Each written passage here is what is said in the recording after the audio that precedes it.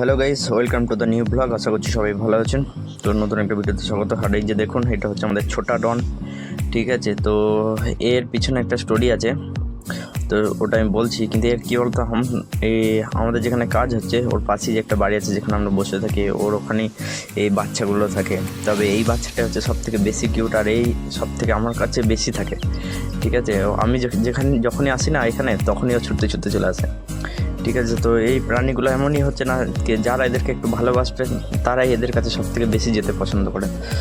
তো ও হচ্ছে এরকমই, ঠিক আছে, আমাকে খুব পছন্দ করে, ঠিক আছে। তো এর পিছনে একটা গল্প আছে। গল্পটা হচ্ছে যে এর মা ছিল, ঠিক আছে।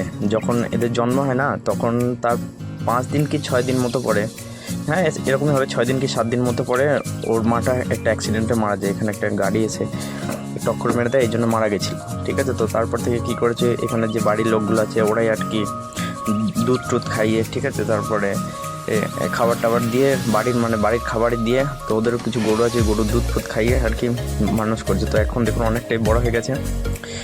তো এই হচ্ছে এর পিছনের স্টোরি। তো এই জন্য এই বাচ্চাগুলোকে সবারই খুব ভালো লাগে। তো আমাদের এখানে যারাই থাকে না, তো সবাই এসে আদর করে খুব বাচ্চাগুলোকে, দেখেছি। তো এসে কেউ কোনো খাবার দেয় এসে, ঠিক আছে। তো এই বাচ্চাটাই সব থেকে কিউট, এই সাদাটাই।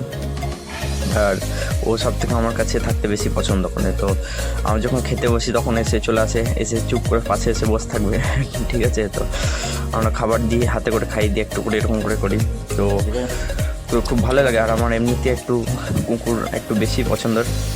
তো তো এই হচ্ছে একটা আজকে ছোট্ট ব্লগ, ঠিক আছে। তো এরকম ছোট ছোট জিনিস না আমাদের জীবনে ঘটতেই থাকে, মানে ছোট ছোট ঘটনা ঘটতেই থাকে, যেগুলো আমাদের সারা জীবন মনে থেকে যায়। তো আপনারাও যদি পারেন তো আপনাদের আশেপাশে প্রাণীগুলোকে একটু ভালোবাসবেন।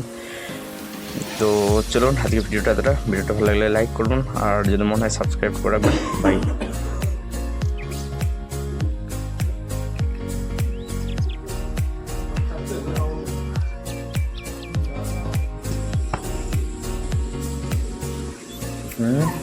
Hey.